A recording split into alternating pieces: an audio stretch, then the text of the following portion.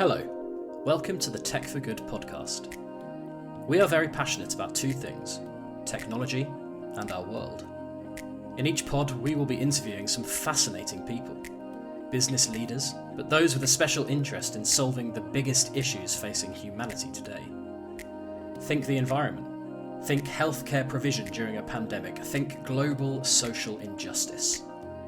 If you want to know more about technology's immense potential to fix and transform, then you're in the right place.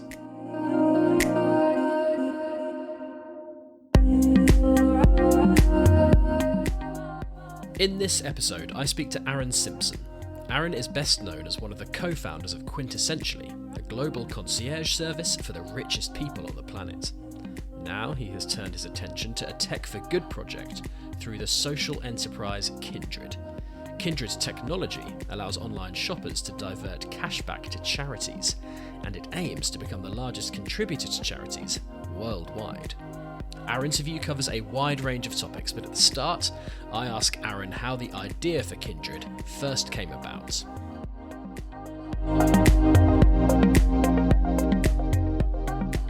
Hi Ben, and thanks for having me on Tech for Good. And the idea for Kindred came about because I could see a rapid increase happening in online spend, but the decrease in charitable giving. And how can you mix the two together to benefit both the consumer and also charities at the same time? And the core mission for Kindred is to become the largest donor to charities on earth by 2025. And how we're going to do that is by you and people like you and me spending a portion of their cashback that they earn from every purchase they make online and giving it to charity of their choice. And that is the business model. And that's why we set up Kindred, the sole purpose to deliver good whilst shopping online. How have you developed it then? Like what stage is the company at the moment? So we've been going around 2.5 years. We've developed a plugin which sits on your desktop, which as you type a brand or go to a website, up will pop a deal. So it's to your advantage to take the deal. It's free cash that brands give you to shop on their websites. We also surface around 50,000 coupons as well, coupon codes, which are live and tested every day. And that's been around probably about 12 months now. We've developed that first. And then we had a problem, obviously developing the similar type of plugin for mobiles because they didn't exist at that point. So we went the keyboard route. So in effect, we've created the Kindred keyboard, which if you download and use, it's exactly the same. I suppose, have you ever heard of Grammarly? It sort of corrects your grammar as you go.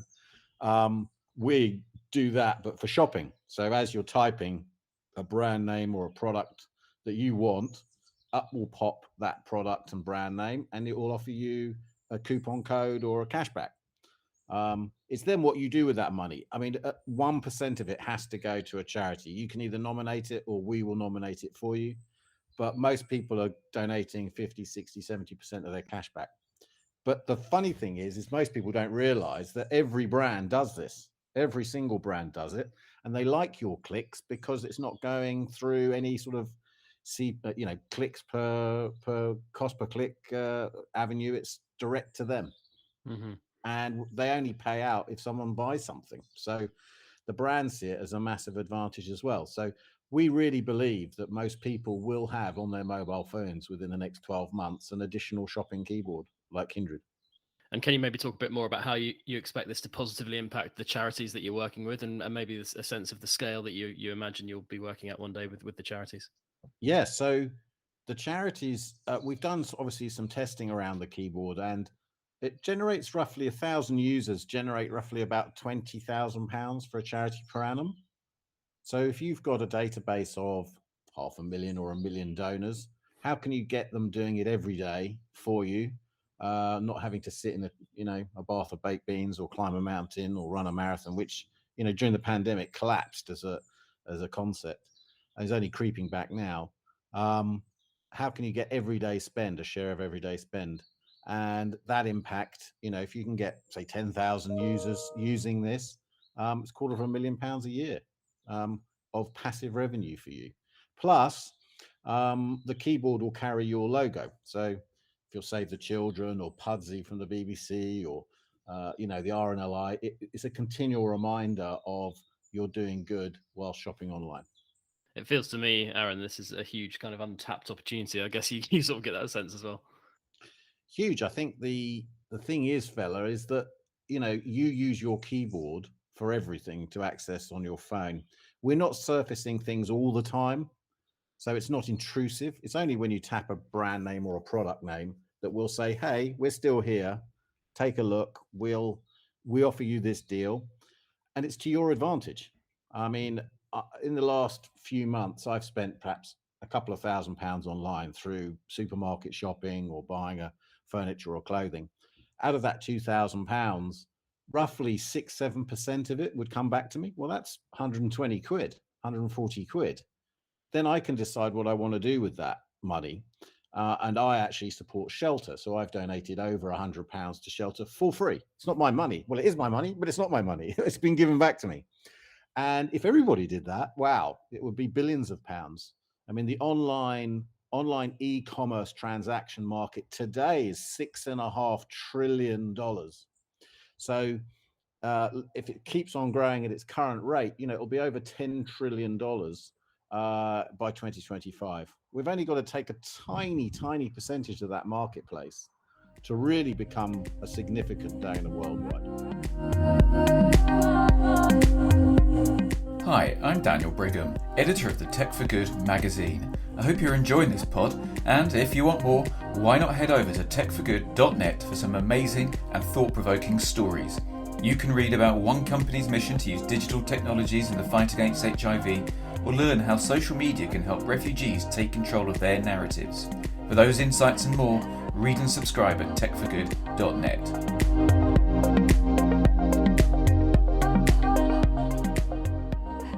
Doing to get this message out there that people can do this and make a positive contribution to society while doing their online shopping? Yeah, well, people like you obviously help amplify our message. But if you know or have or are an app owner of any description that has a community, could be anything from a courier company to a local pizza store, we can embed what's called a small SDK, software developer kit, tiny bit of code in your app, and you can allow your users to automatically download your keyboard, your version of the keyboard, or ours, depends what you want to do. And therefore, if they want to save, let's say it's a local pizza development company that's got 100,000 people on their app, they can save money by putting it into their pizza account, right? So it can be it can be an app owner, and we can develop that with you, and it takes less than a day to embed. Through to charities, any charity that is out there that is a small or medium-sized charity that wants to leverage their donor base in a different way and encourage them to donate on a daily basis. We're here. We can give you the tools to push that out to your donors. And generally, Kindred.co is the place where tens of thousands, hundreds of thousands at the moment are going and downloading either the plugin or the app. So it's a process. It takes time, but there will be a tipping point where people go, "Oh, have you got that shopping keyboard?" Because I just donated, and show people I've just donated 20 quid last week from just general shopping. And users can obviously choose the charity they want to donate to. So, yeah, like how does it work from that sense? Yeah, so the user has a choice of over 20,000 charities to choose from. We've partnered with a number of charity aggregators, people like Just Giving and etc., who help us do the payments to the charities for a tiny fee. It's minimal. And we've aggregated it as many as we possibly can. And of course, if there's a charity that isn't on there, we can add it in. That's not difficult for us to do. Yeah. Maybe give us a sense what you've achieved so far, Aaron. Like what are your sort of best bits so far? How happy are you with how it's gone so far? Yeah, so working with bigger partners is about to start. So we've got a number of pilots and trials happening with a number of corporations like Mumsnet, through to gaming developers. So people that put out games on mobile phones, through to the BBC. We're doing Pudsey coming along soon, so you'll have the Pudsey keyboard. And I suspect what would be a success for us was that in terms of total donations to date, we're edging the £1 million mark, which in the first year or so of operation is pretty damn good. Yeah, no, definitely is. And you spoke there, Aaron, about how the pandemic really, brought the charity sector to its knees. And in many ways, traditional Yeah. fundraising methods, simply weren't able to happen. When you look at the long-term future, how big a part of the fundraising piece do you expect this technology to be ultimately? Yeah, well, as it's passive, i.e., you don't even know it's happening. And also, it's relevant to you on a daily basis. If you spend online, and let's face it, mobile e-com is the fastest growing area, and also on your desktop or on your iPad. If we can get you to just make that move, 20 seconds of your life to download it and use it, I'm not asking you. You don't have to go to our app ever to shop. You just shop as normal. You just shop as you're searching on Google. And then up will pop this little box that will say, hey, do you want some cash back or a coupon? So it's to your advantage to do it. Mm-hmm. So how big an impact it will have is if you take what you probably donate to charity on an annual basis, and then you equate that to how much you spend online on an annual basis, work out roughly most people spend in the UK around £3,000 a year online. So if you take 7% of that, which is the average cashback amount that you get, you're looking at around 210, 220 quid. Depends how much you want to donate of it, but you can have significant impact just for free. It's free. And it takes quite a lot for someone to put their hand in their pocket to donate £210 a year. Mm-hmm. So I'm not dismissing that you should do both. I think you absolutely should do both. But I think if you can do it for free, why not? Why wouldn't you do it? I'm yet to find a reason why you wouldn't do it.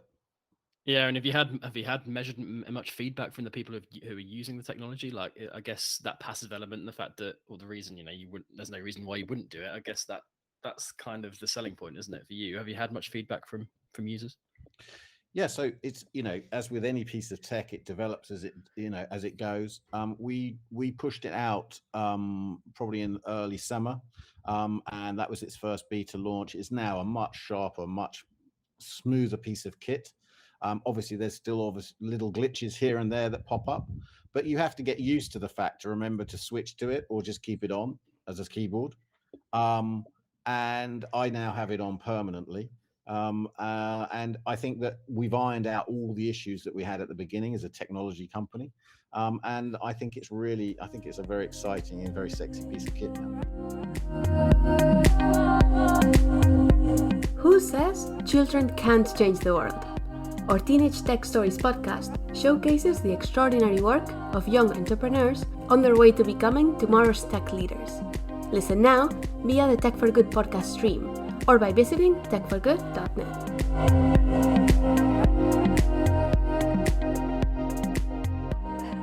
Now I want to change tack a bit. I want you to tell the listener a bit about your own history. Have you had a really interesting career? Maybe give us a sort of potted version of it. Yeah, so I founded a company called Quintessentially about 20 years ago, which looks after the super rich, and in a way that it looks after their lifestyles. So it could be anything from booking a mega yacht to a private jet to a holiday in the Maldives or whatever it is, buying real estate, etc. And I spent 20 years of my life servicing that community. And I suppose when you reach, the grand old age of nearly 50, you start to think about what you really want to do and what impact you want to have. And I've used that network successfully to make sure that Kindred is as successful as possible, as quickly as possible. So it is an antithesis of what I do now. But sometimes you have to do things to learn what you really need to do.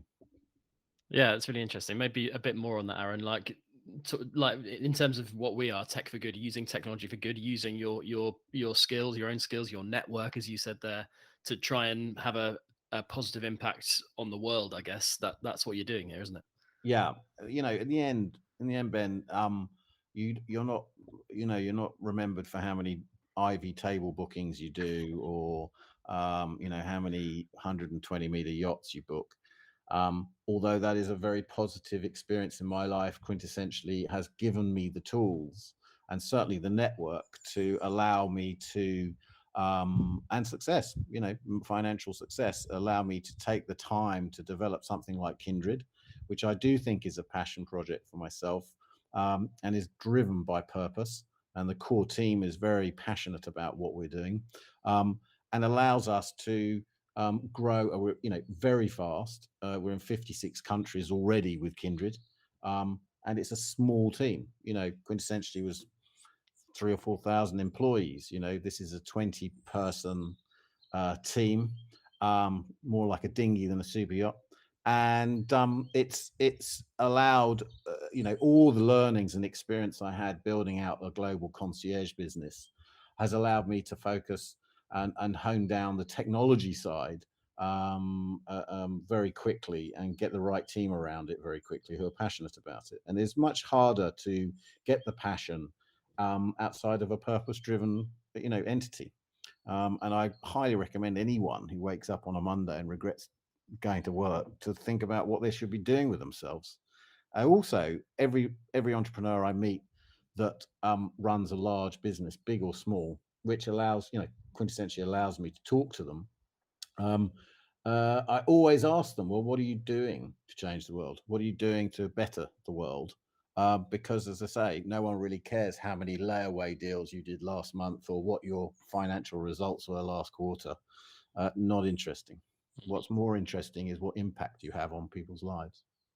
And I truly believe we're moving from a stakeholder economy into a much more social capitalistic era. And all businesses now, and it's harder for the older businesses to adapt, but all the new up and coming businesses that will be successful will have that at their core. Do you think ultimately then they'll be measured very differently? 100%. It's not about shareholder value, stakeholder value, whatever. It's about the impact one has, and not just about lip service to that impact. The number of corporations I have talked to, and I won't name any, but some of them really do talk the talk, but absolutely don't walk the walk. And at some point or other, once Kindred is successful enough, I will name them. Yeah.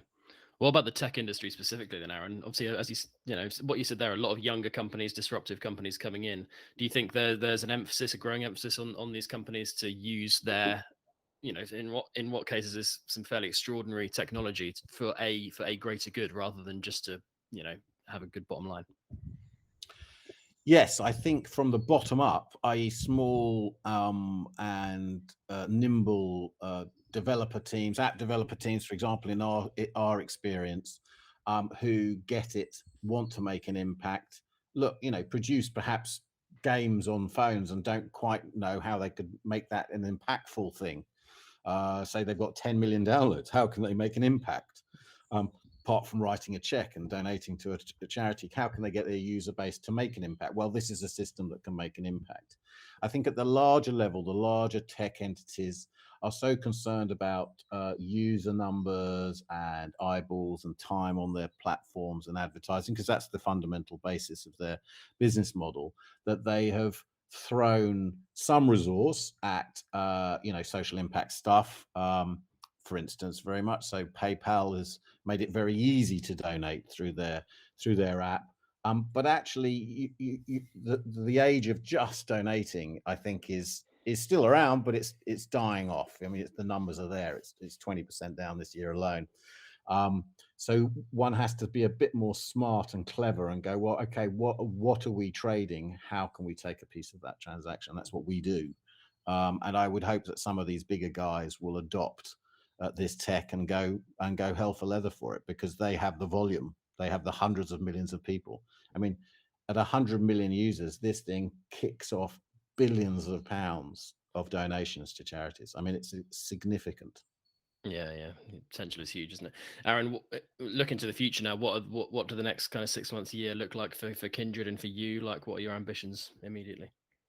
Well, we've done a deal which I can't talk about here, but we've done a deal with one of the largest gaming platforms. It's a ad tech platform, and they're hopeful and really keen that they think that most of their app developers will adopt this tech as a new monetization tool for their own apps. Remember, the app owners also profits from this ecosystem, and allows their users, their gamers, to donate to charity by using the system.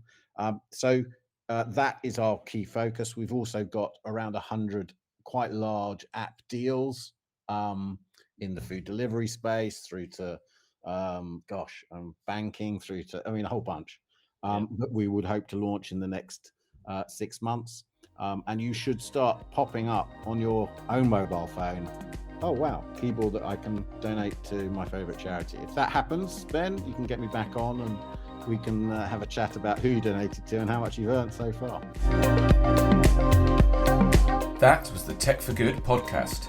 Listen, subscribe, and rate us on Spotify, Apple Podcasts, Google Podcasts, and Stitcher.